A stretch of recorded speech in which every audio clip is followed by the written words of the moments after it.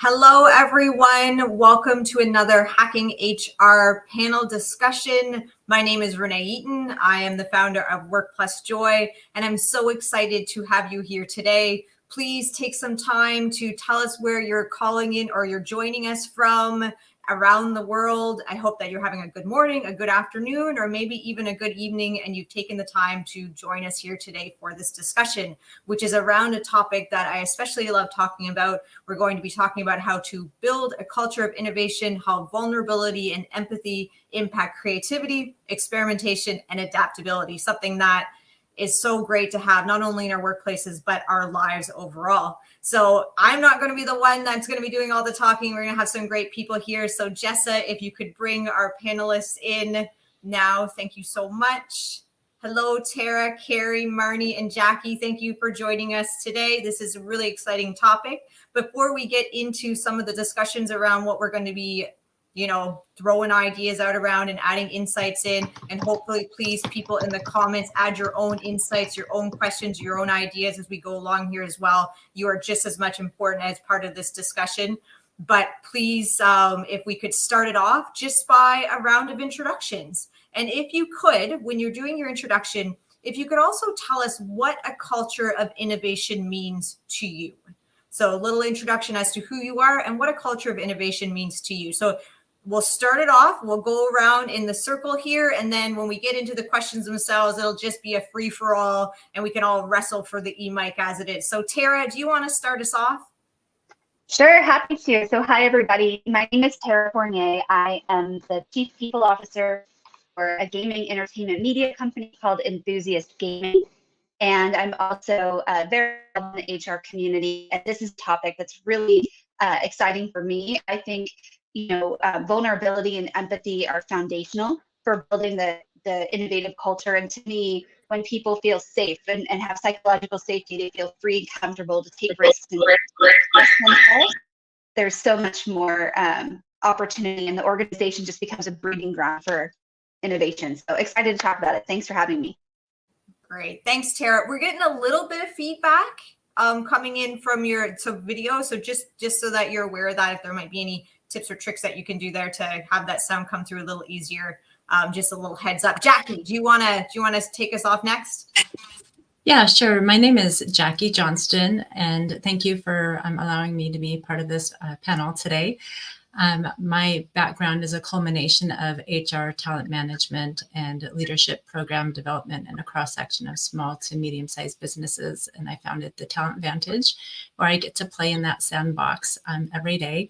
For me, the culture of innovation is it's creating the space for openness and risk-taking, and fabricating a tolerance of ambiguity.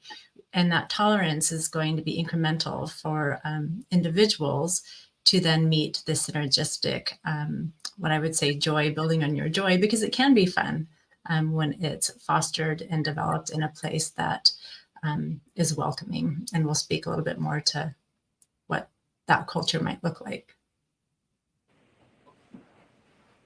Perfect. Thanks, Jackie. That's awesome. Marnie, do you want to take the mic next? Sure. Hi, thanks for having me. Marnie Robbins. I have spent quite a few years now in the human resources and people ops space, particularly most recently in startups or small technology organizations. And most recently, founder of Vibe HRC. We do consulting and culture coaching, so to speak. I just love playing in organizations that have this culture of innovation. And so what it means for me is, one of the things I learned about the technology industry in particular is you can be different by design. So that intentionality around not just innovating your product offering or your services, but it's also attracting people to your organization to come work, to come create together. And so that's where a culture of innovation is something that works both outwardly and inwardly with companies.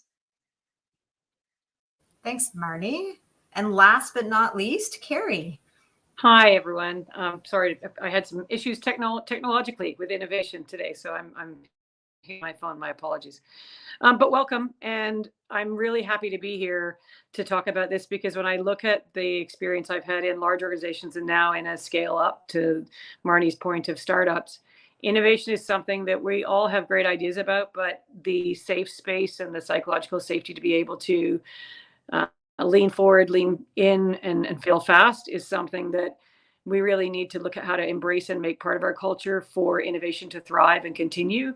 Because if we make a mistake and everyone criticizes us for it, then it's likely we're not going to try again to do something different and out of the box. And that's really where innovation comes from. So happy to be here today. Thank you. Awesome. That's great. Thank you, everyone. And I see we have people joining us from all over the world, as usual. Hacking HR. We've got Dubai, Romania, India, Texas, Qatar. So it's always great. So it's a worldwide conversation. And that's just the thing with innovation. It is one of those topics that is so integral to human beings, no matter where we are in the world. But it's one that we sometimes keep coming back to around these discussions as to how do we build innovation, because it isn't necessarily the easiest thing to do. We all want it, but it can be tricky in order to make it work in our organization. So we'll just start off with the question is, where do you think organizations struggle most when it comes to building this culture of innovation? I know we touched on that psychological safety, and it pretty much comes up in every discussion we have around workplaces, but what areas do you think make it difficult for organizations and even individual teams themselves to build that culture within them? I'll jump in first. I think one of the things is there's pressure to perform can often be at the tension point of the comfort with failure. And so when you look at whether it's a large company where there might be politics or expectations around something that's in place, or a small company that's getting started and you need to be successful quickly, I think there's a tension point between that need for success and the recognition that you're not successful every time you try something. In terms of the ways to make it happen, I really think, like so many things in terms of culture or behavior, it comes from the top. So if it's okay to fail, and if failure is shared openly, then there's an opportunity to demonstrate and role model the safety in mistake making and welcoming in effort that might not immediately lead to a win. and celebrating those attempts along with those wins, and showing sometimes even with the wins what the failures were along the way. So people realize that it doesn't need to be a win from moment one, day one, but can be a learning journey along the way.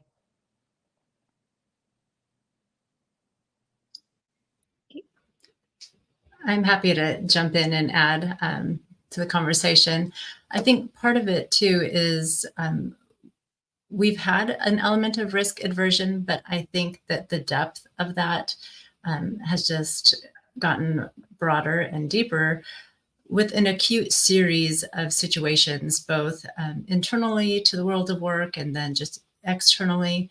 And when you have a series of acute happenings in the world and in your life, it becomes kind of a chronic stretch of risk aversion and putting yourself out there, which then it just circles back to how do you foster that space of psychological safety? How do you bring the word emotion into the workplace without it being a taboo topic and being touchy-feely?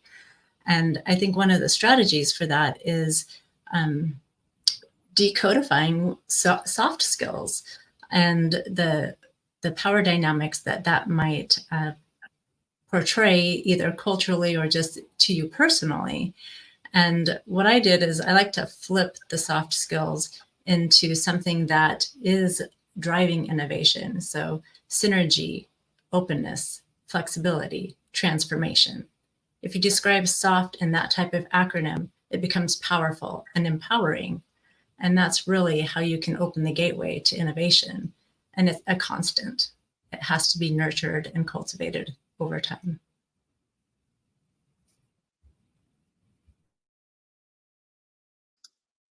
Yeah, and to just build on that point, the being able to foster that environment and build on that environment.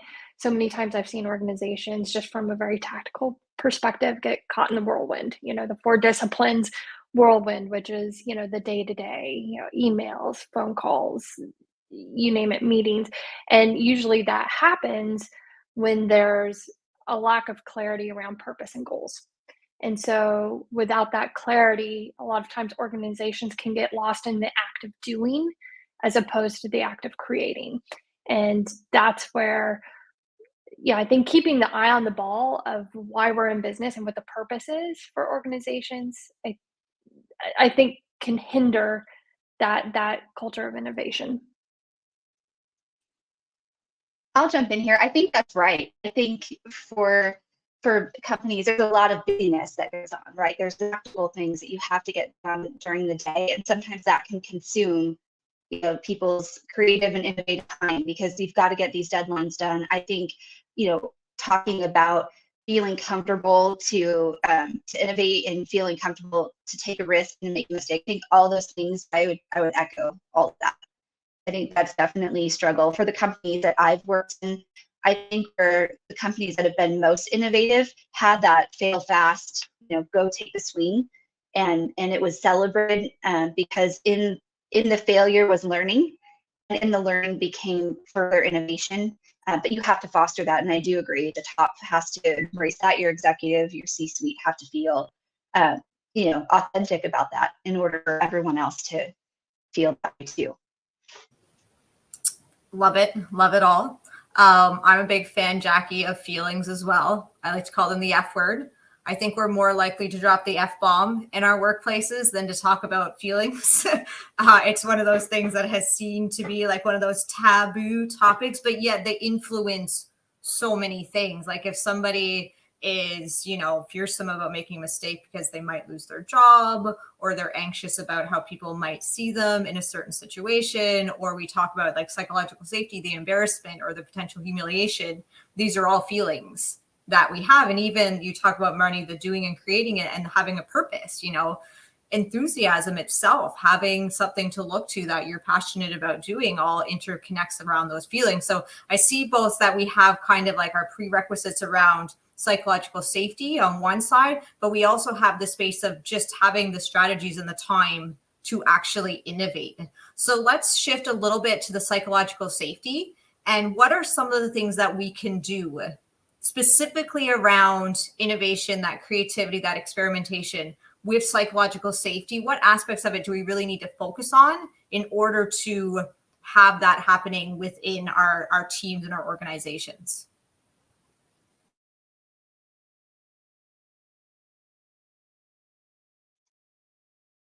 I mean, I'll go first. I'll jump in if nobody else is going. I think, there's a few things. One, I think leading by example is really important, and making sure that, leaders are the first ones to demonstrate this, and that it kind of, being vulnerable yourself as a leader and sharing your own failures and challenges and personal stories and humanizing it, because it's normal, right? Because everybody makes, staff things, and not everything's successful 100% of the time. Even, as a baseball fan, as I am, if you hit and get on base 3 times out of 10, you're heading to the Hall of Fame and you're amazing, right? So it's okay for that. And leaders are not on some, special high shelf where, they're doing, 10 out of 10 every time.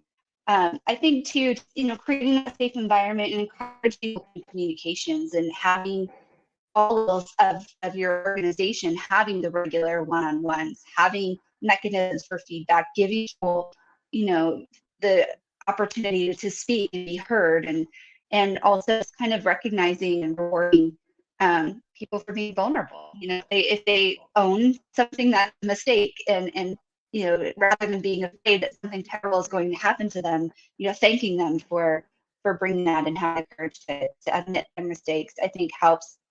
For me, that's my experience, but I'm so excited to hear everyone else. I'll jump in and share. And I think some of it too is looking at how to create an opportunity for people to plug in, given that, pardon me, 40% plus employees or people are introverts. How do you create the space for people to actively join in when they might not be the person who wants to come forward as much? So doing an internal hackathon or doing an internal design thinking day and looking at things you want to solve against, so that you're inviting in everybody and actively making sure that everybody is a part of it, rather than just the person who is the new idea generator, so that you're getting in some of those possibilities that can create a forum where, if the whole company is spending a day, half day, a couple hours, what have you, solving against or coming up with new ideas, then everyone's playing, and you get to see all of those opportunities and ideas come forward. And that modeling becomes something that is a part of the behavior of the organization, rather than the maverick who's going to come up with the new idea. So some of it, I think, is really looking at creating scenarios and patterns of execution that can really be helpful to get more people involved in innovating in a way that the invitation feels safe and welcome. Yeah, so good. Just adding on, both Tara and Carrie, kind of combining that, and that consistency in proactive communication. So what I mean by that is, Tara mentioned one-on-ones. You're organically creating psychological safety with your leadership if you're having these regular one-on-ones and you're co-creating together, and then from there creating connectedness amongst the team. So what spaces are you creating on a more frequent basis to say, okay, we've discussed this in our one-on-ones, but then how do we connect to cross-functional areas of the business, and how do we have those conversations? And through that repetition and through that consistency, you're developing that psychological safety, so that people have that a less fear of failure in order to innovate and move forward. So just combining both what Tara and Carrie said, I think that consistency helps. I'm going to back up, I think, a little bit, and maybe it's not backing up, because I think it's all interrelated. But I think from a leader's standpoint, it's the ability to be self-aware of your own triggers to psychological safety. So if you're not first aware of those elements and boundaries of your discomfort, then it makes it really hard to recognize that in others. I mean, we're all human and we all have an empathy gap. And so it's challenging for us to fully grasp the emotions and struggles of others, especially so if we're not authentically engaged in how we show up, meaning knowing ourselves. And so I think that starting with exercises about being present and transitioning to creating the space, whether it's one-on-one or with a team, practicing some deep listening that goes beyond just mirroring and reflecting, but really with a compassionate curiosity to maybe understand the drivers of where that employee or experience is stemming from. And then I agree, like looking at how you can transition those conversations for innovations in a different environment. So if somebody's used to coming into the conference room for a meeting and there's an agenda and a decision outcome, what if there was a different space that was just like an idea incubator? And that when the meeting was going to be held or the gathering in this space, the guiding principles and whatnot are really fostering that we're here today because this is without boundaries. Like we're going to generate energy, ideas, and direction and flow.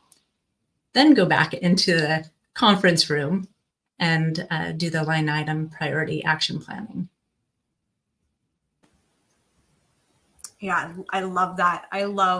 There's so many different pathways that we created there, and that talk about how there's a concept called creativity paradox, where we all talk about how we want new things, new ideas, new ways of doing things, but we are creatures of comfort. We like our familiar. So when those two forces come up against one another, we might say we want something new, but we may also put down those ideas just because it requires so much change to be happening to support those sorts of things. So, and I think it's so important, Jackie, you talked about the leader, right? Because the leader's view when it comes to creativity and innovation and new things will be what the rest of the team takes from that. They set the bar as to how high or how low we're going to go with creativity. And I love that you brought up some of those ideas there. If we have an organization that has historically been stuck in this is the way we've always done things, which we see in a lot of organizations. And I think, Marnie, you brought up the idea that just the pace of change within the world and the checking things off and people being busy has kind of added to that level. So if we've been kind of stuck in that point of not being able to bring any innovation or change in, what are some strategies we can do to kind of jumpstart us out of that or get groups and teams moving in that direction where innovation is a safe thing to do and it's something that we want to be happening within them? I'll jump in first. I think what we need to remind ourselves of is show ourselves where we've been successful. You're absolutely right that change is something we aspire to versus necessarily enjoy the experience of. But if you look at the last few years, we've shown that we all knew and learned and thrived through innovation on demand. Sort of motherhood, necessity is the motherhood of invention. We certainly had a lot of necessary invention coming out of the last few years. So I think being able to draw upon and remind people that we have the resilience and we have the capacity and we have the capability is one thing. The other is to celebrate where that is. So looking backwards and then looking forwards and looking for opportunities for people where you're inviting in and mechanically even saying, we're going to celebrate a success, we're going to celebrate a failure, but a failure is a try. So creating the structure around it being intentional that, whether it's each week, each month, each quarter, finding a way in the organization to give voice and recognition to the efforts and the attempts, because that's going to give that consistency that was mentioned earlier of the kind of behavior that we want to see. Over to everyone else. Other thoughts on how to address the question? Yeah, I you hit the nail on the head, and I also think it starts from the top. One of the things that when we're going into maybe a transformational event, I've been a part of companies that have been around for 20 years, and all of a sudden they're faced with, hey, we have a whole entire new branding or a new product line, or we're doing a transformational COVID hit, we're operating differently. So where that really starts is having the hard conversations at the top of, hey, who we are today is not who we were yesterday. And so what does that look like moving forward? And to Carrie's point, it's celebrating the wins early on and frequently, so that we understand like the little iterative movements, but then also getting really good at storytelling, right? So celebrating who we were in the past, where we've been, where we are today, but then also where we're going in the future. right? And this could be the pie in the sky. You have the scarcity, like keeping the jobs, keeping the lights on, but what's the moonshot phase, and how are we fostering that? So getting really good at storytelling, and then empowering your team to influence what they can do on the way down that path.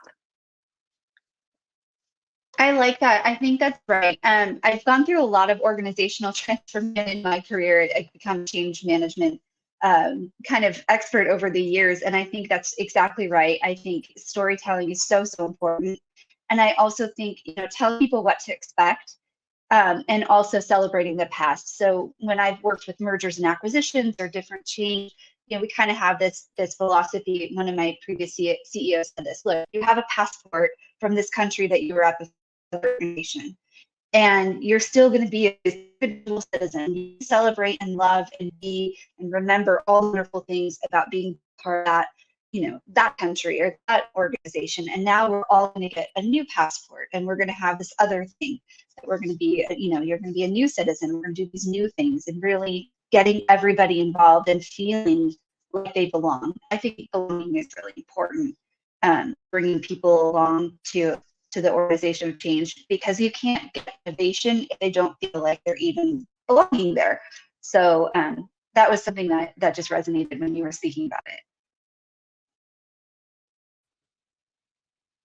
Everybody's brought forward really great points, and it just shows how interconnected transformation is when you're moving towards a culture of innovation. And I love that you brought up storytelling. I actually was thinking of, as a leader, sometimes in writing or sharing your own story, it's good to refer back to even children's stories, right? And maybe likening that from a place that people can relate to. I don't know if you know the story, Alexander and the Horrible, Terrible, No Good, Very Bad Day, but my children loved that book. And so what did we learn from Alexander about expectation and disappointment and being able to find the good at the end of the day? And so if you can take something that is maybe that people can relate to from a fable or a story, that's a good way as a leader to start practicing that storytelling voice. And it is related to vision casting, right? So vision casting with the agility to change. I would also add that it's beyond the mission, vision, and values, right? So we have kind of that North Star of where an organization wants to be able to head. But, we're global organizations, we're national, we have different departments and divisions and subject matter expertise. So really empowering people within those spaces to say, okay, now let's develop what your guiding principles are to act upon delivering the mission, vision, and values. Give them some authority and ownership on how that might look in their line of business and relate it back to the organization as a whole. And we have to unlearn some of that because we've been told. And so sometimes people just need to be given permission. I am giving you permission to create, to develop, to think about, to present, to propose. But we're fixers as leaders and as HR professionals. And when we do that, we rob the opportunity to empower others to think critically and to problem solve. And so we restrict that creative space. Yeah, I love that, the giving people permission. Brené Brown talks about the idea of a permission slip, writing yourself a permission slip. And it's one thing that I've just always loved, about, it's like when you're going on a field trip and your parents fill in that permission slip for you, that gives you the go ahead that sometimes we need to do that within our teams. You have permission to try new things, you have permission to fail. All of these things are okay. When it comes to, and I think a big part of that is we can't have creativity without those things we talked about, that fear of failure, the making mistakes, the uncomfortableness of having to try new things out.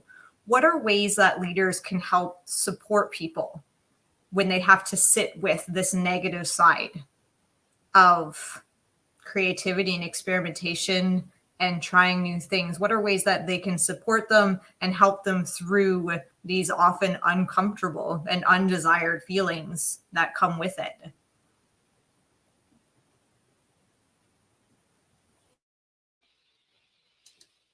I'll jump in. I'd say it's knowing your people. some people are naturally going to have the tendency to be energized by that space. And there's going to be a large percentage that are not, and they're going to be taken aback if it's a surprise. And that's where, if it's really in part of your DNA as an organization, and it begins back to how you're attracting talent, how your employees are telling their stories about what it feels like to be seen, heard, and valued in your workplace.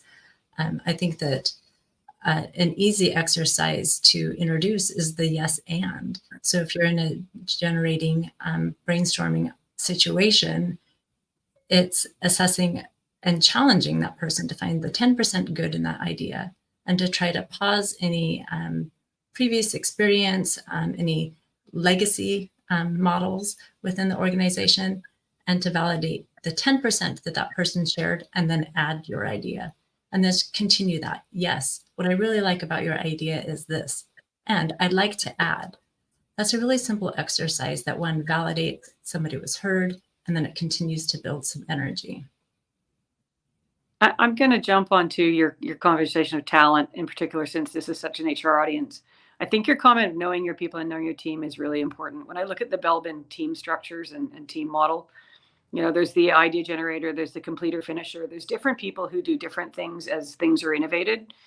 And I would say that appreciating and recognizing the contributions along the way, and expecting that there's going to be a different way in which different people can contribute to making innovation come to life. Because some people are the idea generator and they aren't a great completer finisher. That'd be me. I can't complete or finish, but I love having some other people around to help me make that happen. And so when you look at innovation, inviting in where along that journey that each person can find the place that they feel safest and they feel most meaningful, and that their contribution is, as a completer finisher, just as important as the idea generator, when often it's the idea generator who might be the one who's making the most sound and noise. So when you look at, I think, talent and teams, we used a tool called Cloverleaf that looked at how people work together on teams, to look at what kind of profiles we had of different people, to make sure we had a cross section of people. If you're looking at projects, again, bring in different kinds of people to drive innovation. If it's project-based innovation versus just regular, and you're trying to get that design thinking T-shaped person who has lots of breadth of knowledge and some deep knowledge, I think thinking about how you bring people together to innovate, and knowing what talents they bring, and bringing a diverse cross section of talents is also really important. So you don't end up with a whole bunch of ideas, none of which come to fruition, or a whole bunch of people who just really want somebody else to be the spark, and they want to make that spark turn into a fire. So thinking about who can play, I think, is also important at giving everyone a space where they can thrive based on what they bring best. Yeah, I mean, that's awesome. And I think the only thing I have to add on to that is communication. Just frequent communication in a variety of mediums. Meet people where they are, whether they're in a sub ecosystem in the overall company ecosystem. Are they learning about what's going on in these other maybe idea incubators throughout the organization, et cetera? And through that, information gives a sense of empowerment and also stability. So many times people go into their own groups or ecosystems and they don't share, like, hey, we have a new product release coming out. So really doing that internal product marketing as we're rolling out new releases or new ideas, and bringing the rest of the team along, so that it's maybe a bit less jarring as different ideas come to light, different initiatives come to light.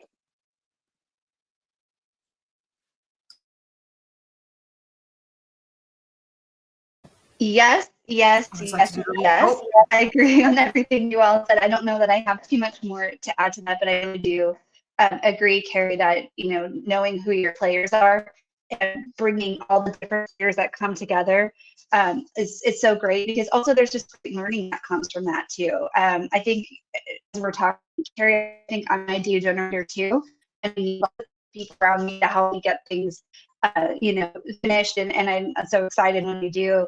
And it is identifying and knowing, which players you have on your bench, and really, helping to foster and grow them and expose them to others.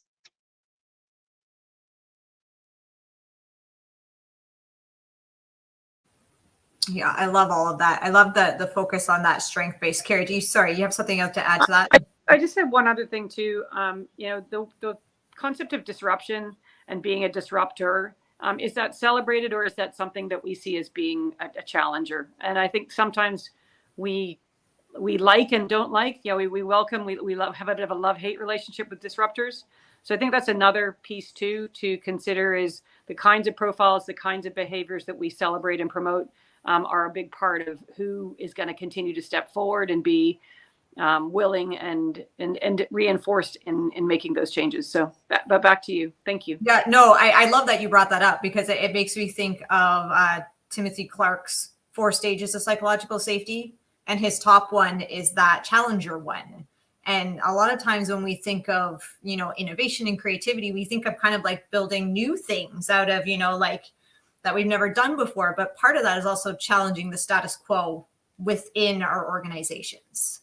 So being like, here is this process, or here is this procedure. Like, I think innovation is sometimes thought of as the shiny new thing, but sometimes it's taking that old thing that we all got comfortable with and saying, I don't think this works very well anymore. What do we do to change it? And I think that's such a great point, Carrie, that, yeah, we put them up on a pedestal, but then when somebody actually comes and does it, it's like, I don't like that. And I think too, that kind of, it goes back to that feeling of being uncomfortable with it. But I think too, it might go back to your point, Marnie, of the time, like we have this procedure or this process in place, it's doing something. If we have to go and look at it, it means more time, more energy, more commitment from people when they may already be taxed as it is. So is there ways that we can help structure our organization? So sometimes we see innovation and creativity more as like an individual skill thing, or a team that, becomes innovators. But can we structure our organizations with systems or processes or procedures that help create an environment where innovation is just a natural thing that is expected of people? I'll jump in that segue. I happen to work for a process mining company, but I love that you said that, because I was going to just talk about how do we get in factor friendly as part of our way of changing things, in particular with a lot of remote or hybrid work and things like that, being able to quantify and show where and how we have opportunities to change our process and the way we work. It can give that factor friendly information on what's working and what's not, which starts to invite in not only the continuous improvement kind of information, but the step change kind of innovation, where we're asking to solve little problems and big problems, but making the little problem solving and that continuous improvement part of our behavior and our preferred way of functioning.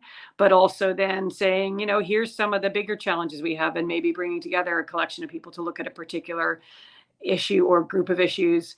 And that the kind of data you can have now in systems, most corporations have some kind of a system that they're using, or multiple systems, and the level of automation that we see coming. We have a whole different discussion on generative AI. Not going to go there right now in terms of innovation, but you look at the information, that the data you can pull out of the way you use systems allows some seeds to be planted for where innovation is needed.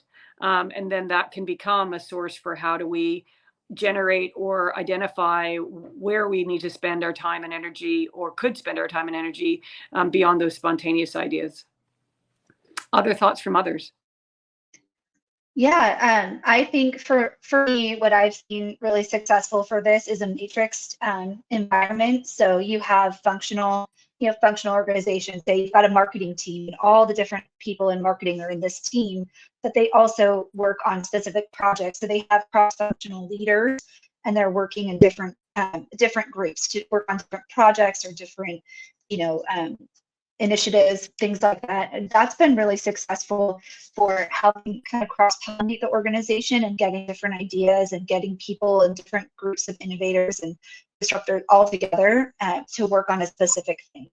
And then they all still are functional, so the marketing people can all talk to each other and collaborate with each other and brainstorm about things that are in their area of expertise, but then they're also now spread out across the organization in different things. That's been pretty helpful.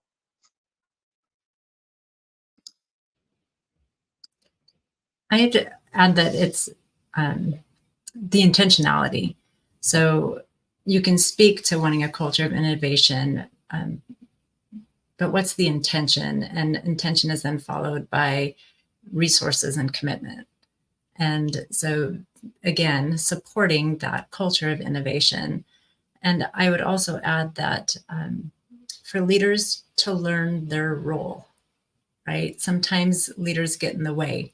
And so is it a situation where you're leading from the side or you're leading from behind, and you're there as an observer and a listener out of curiosity, and then being able to put together, what does that look like from an organizational matrix? Where do you go from there? And what is that team then? Is there a platform that they present? Do you have your own little Shark Tank type of situation where you can gamify it a little bit in the workplace? And so again, it leans into the creativity. And I would say lean into your people. How would they like it to be recognized and celebrated? I'm just going to jump in on your gamification. I worked for a company a number of years ago where we were actually going to go ahead with an ERP transformation, but the prior year we did a lot of work on team building and process improvement and things like that. And we actually had the opportunity for teams to come together. We went around the company, we taught everyone how to do sort of building projects and improving on processes and so forth. And then they had the opportunity as teams to come up with things that they could fix in the company. If they could fix something, they got 10% of the value of that fix. And it was a way for us to get better at doing things before we then systematized everything that we did. But we had some teams that really did fantastically well and made a big impact on the business because fundamentally people who do something every day know how to do it best or better. And so when you look at thinking about compensation and rewards and different things around that, I think there is also an opportunity. That was a great example in that company where we put a program in place, and for a year we had people do that. We had a team who collectively, 5 of them ended up getting $100,000 because they saved $1 million. And so depending on what they're doing, there's I think also creative ways to incentivize that beyond role modeling, that if there is a financial impact, being able to have an opportunity for employees to be motivated in ways other than just saying thank you. So another food for thought. Carrie, what I love about that is that you recognize that there might be a skill or competency gap in how to facilitate like a project plan or a proposal. And so you equipped them, again, with the resources intentionally for them to be able to deliver.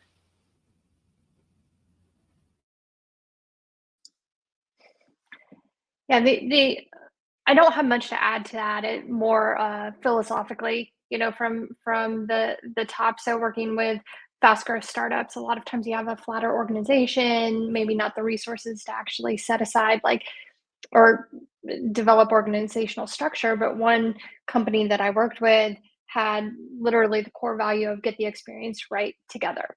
And what I loved about that was everything that they were doing was the first time it had been done.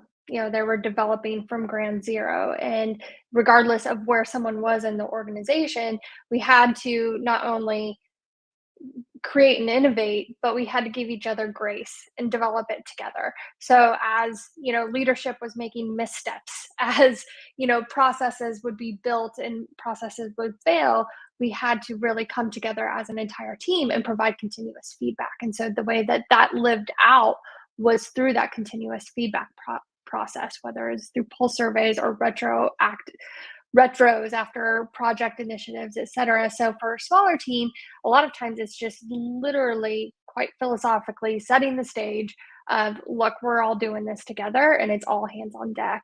And yeah.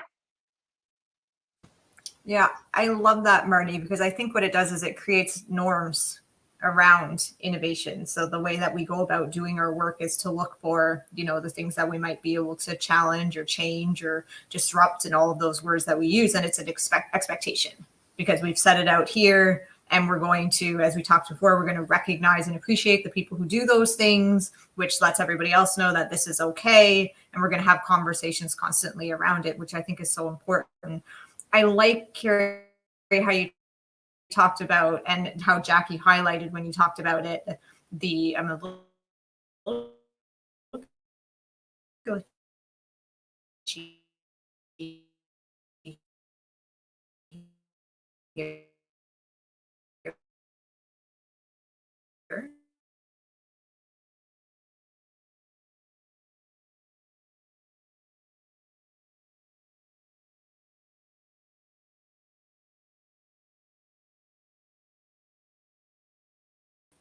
Are there some specific, oh, I'm going wonky here.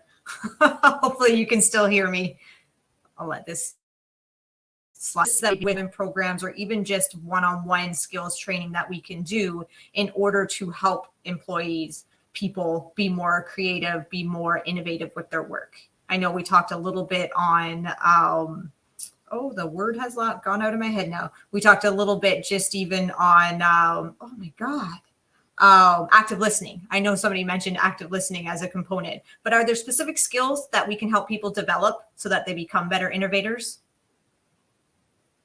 It was a long question. My apologies. One of the things that I've seen work really well is, if you can hear me now, one of the things that I've seen work really well in terms of building some collective momentum around innovation is finding a book that resonates with the leadership and becomes a place for storytelling in the company. Whether that's around the innovation culture, whether that's around specific problem solving in a given space. But when you look at, whether or not, I'm looking at a list of a whole bunch of books to my left, which are books I've read along the way in that kind of space. When you're starting to try and get another way of thinking, it can give common language and common conversation, and back to the points of communication and listening.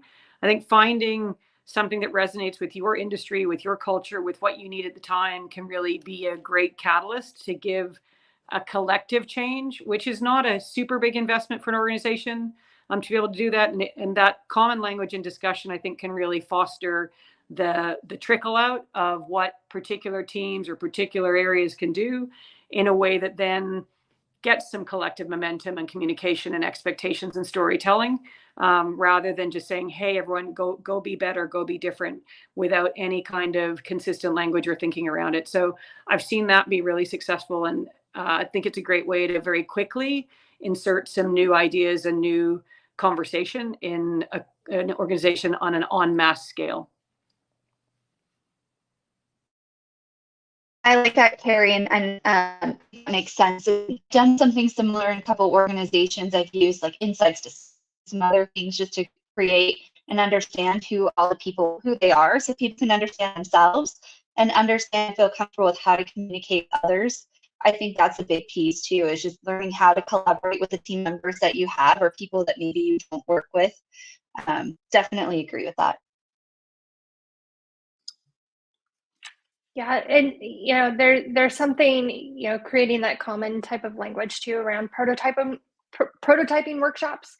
I think that those are super powerful. One of I know there's a lot of humor coaches out there, teaching improv, and how to get your team really working, in that type of improv fashion, and so I think those are really powerful, to Carrie's point of walking to the same beat, or having a common language is, okay, let's practice this for a minute and then implement it within our own lives.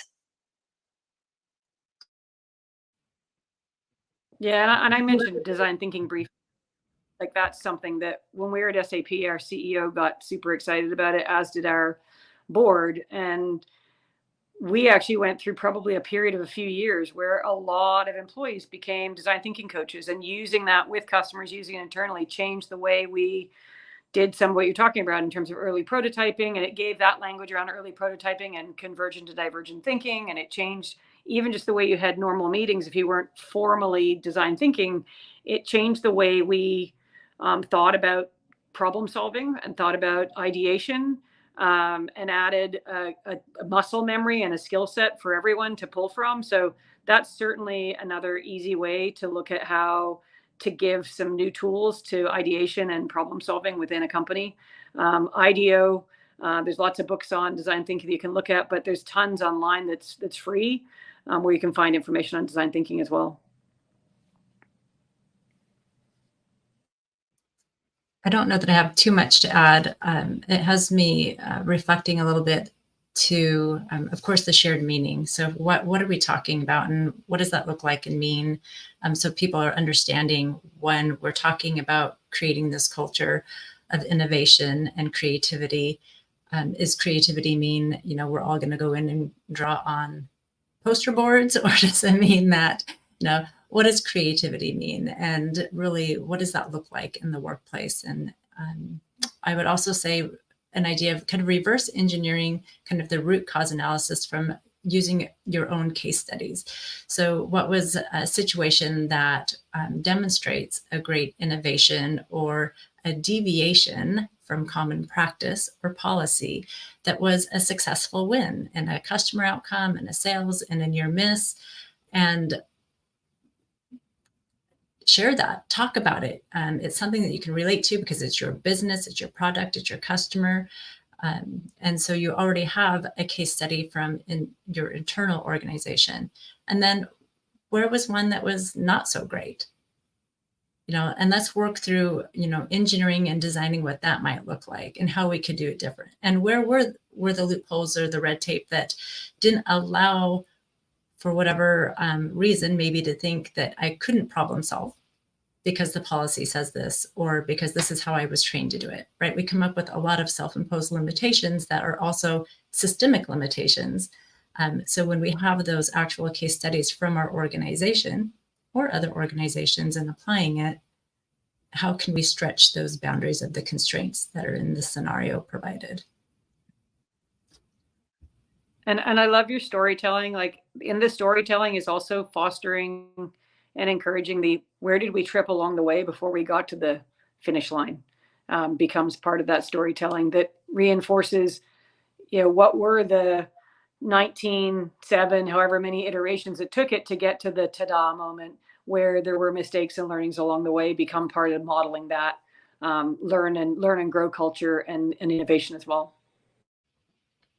And there's a huge set to emotional intelligence and communication skills with that, right? And so when we talk about areas to train and learn and evolve, to be able to be vulnerable and speak about those tripping points, and that point in the project where everybody's like has no thread of tolerance for anyone else and everybody's ready to throw the innovation or creativity out the window, pausing and celebrating that their moment because they're recognizing a limitation or a capacity. I love the earlier. Go ahead, sorry.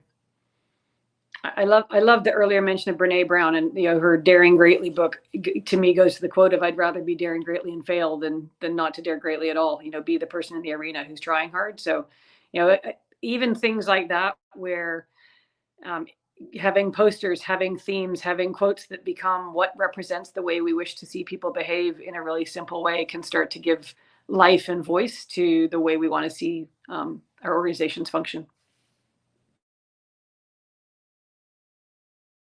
Which I think leads to the values of a company, and something that shouldn't just be words on the page, but something that we actually live and go through, right? So that's it. In fact, in my company right now, we're just going through our our core values, and one of them is we are creative pioneers. So what does that mean? What are we pioneering? Is that aspirational? What does that mean? How do we become creative pioneers? And basically, that's the challenge that I've got in my organization. How do we take that value that we've decided aspirationally we want to be creative pioneers and distill that all the way down and put that through everything we do? So I don't think there's an easy answer to how to get this done, but it is the challenge that I have, right, is making sure that not only we have this word up on the wall, but we're living it and we're striving towards it and getting there. So yeah, very interesting. Yeah, I love so much of that because it really shows that it's not just, one person showing up in a certain way or one leader doing something away. It's a whole organization that creates innovation when it's happening. It's our systems, it's the way we give feedback and communicate with one another, it's the stories we tell, it's what we appreciate and recognize in other people when they're doing these things. It's how we support them when things don't go the way that they might be going. So it's a whole bunch of pieces to the puzzle. But one thing that seems to have been reinforced throughout our conversations here is how the leaders themselves show up. So if we were talking to the leaders in our organizations, what would be some of the characteristics that we would need a leader to portray and provide to their people in order to be somebody that actively promotes innovation within a team? So how are some of the ways that they show up in their actions and behaviors that's going to say, this is a place where we want you to be creative, we want you to experiment, we want you to be adaptable through your work? Yeah, I'll give an example of one leader that I was able to witness who fostered innovation and creativity within, again, startup environment. But I was working there in people operations, and of course we had an open workspace. We were still in the office, and I was out there with the engineering team, which I actually really loved. I learned so much. But what I would witness of this particular CEO was he would walk out to the engineering team, to the product team, quite frequently, and in conversations, the word that came up most frequently in his response was interesting. Yeah, that's interesting, or super interesting. And what that told me was curiosity, right? And so he spent most of his time just digging in further, listening more intently, probing for the problem statements, but not giving the answers. He literally was just saying, hey, that's an interesting problem. What do you think are next steps? And so that, first and foremost, from a leadership team perspective, is to show up with curiosity and with intentional listening. I'll piggyback on that. I think that it is also, I like the comment earlier of, do you lead from behind or lead from the side? Not thinking that you need to be the one leading from the front with all the good ideas. I think in particular, often in a startup and in some other companies, a lot of the leaders think that they need to be the one with the great idea and others then help them bring it to life. I think really resourcing and providing the investment and the opportunity and the encouragement for those around them is a great way to let everyone have the chance to play versus thinking that you're just there to make the leader shine. And again, I would say also is really recognizing and celebrating and giving light to the people who are coming up with new and interesting ideas rather than taking an idea and claiming it. So I think the sharing the wealth is also a big piece of, and I don't mean financially, but sharing the recognition to the organization is a big part of what can make that successful as well. Yes, yes, and yes. Yeah. I love that you brought up the concept of having fun in the process, like the joy and the discovery, and how you show up as a leader, the energy. Is it chaotic and frantic because this idea has to get beyond ideation into something deliverable that you can measure? I want to share a quote by author Margaret Wheatley, who kind of reinforces the relationship role. And it says, in organizations, real power and energy is generated through relationships. The patterns of relationships and the capacities to form them are more important than tasks, function, roles, and job titles. And I think that that's what cultivating leadership is, to then grow other leaders looks like, is to give them the freedom to do that and lean in curiosity. Tell me more. How did you come up with that idea? What do you expect will happen? I'm excited to come back around and hear the results.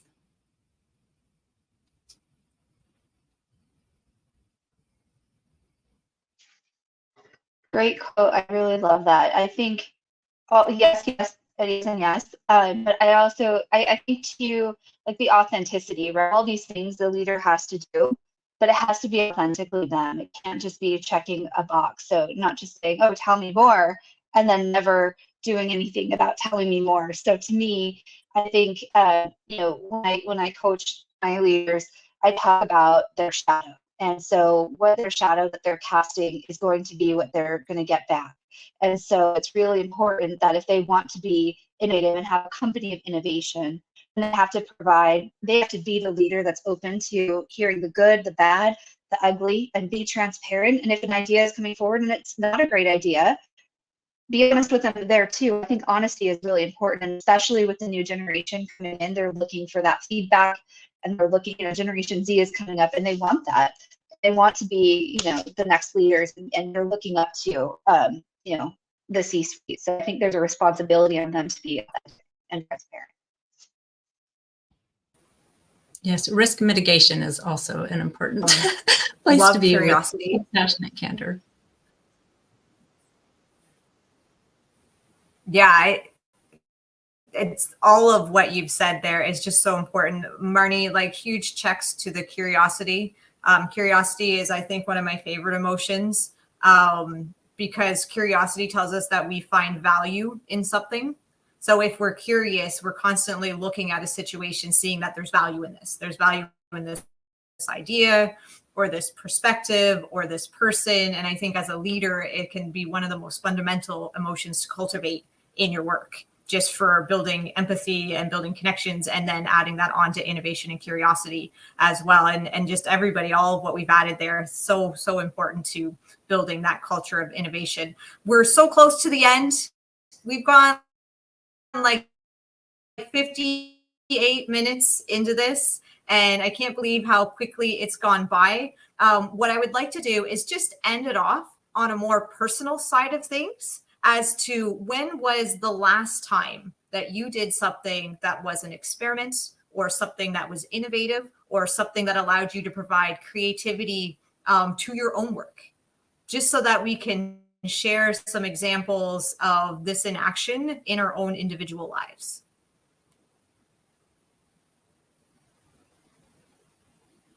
Oh, I'll jump in. There was a space that I'm working with a bunch of customers, and pulled together a team of all the customers and all the partners and all the people internally to share very transparently and openly.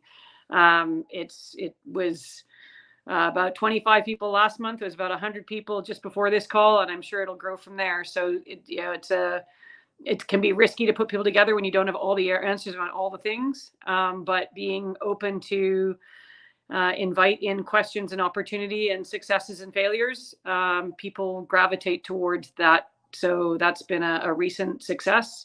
So collaboration through sharing. Others. Love that. I think for me, I'm newer to my organization, and we've set up a senior leadership team, kind of subgroups. They're called velocity teams, and so we've got teams about organization, about our operations and brands and culture. And so I've started this culture velocity group, and having leaders that have nothing to do with HR coming in and providing feedback as to how we can make our culture better has been really interesting and eye-opening, because you think about it from the HR lens all the time, and you don't always get that voice and that feedback from our senior leaders. So that's been something that's been interesting, and have been able to innovate a bit by getting different perspectives.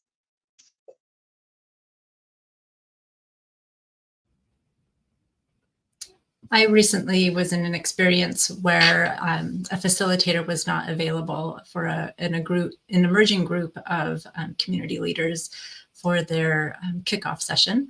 And so it was innovative throughout the day in incorporating the guidance on leadership. And rather than handing out the list of qualities of an effective leader, I created a conversation for this group of leaders to define for themselves the leadership qualities and principles they wanted to have demonstrated and learned from through their 9-month program. So it now has created a reference point for each speaker as they come up in front of this group, for them to then pose questions from that, and what that looks like in their day-to-day interactions of their responsibility in that civic leadership role. Love it. Well, I'm going to be super brief. I read a book, and the book was How to Work with Almost Anyone by Michael Bungay Stainer. And I was reading it, and it's about having crucial conversations. And this is one-on-one. So when you're working with someone, you don't always have to get along, but how do you have a successful relationship?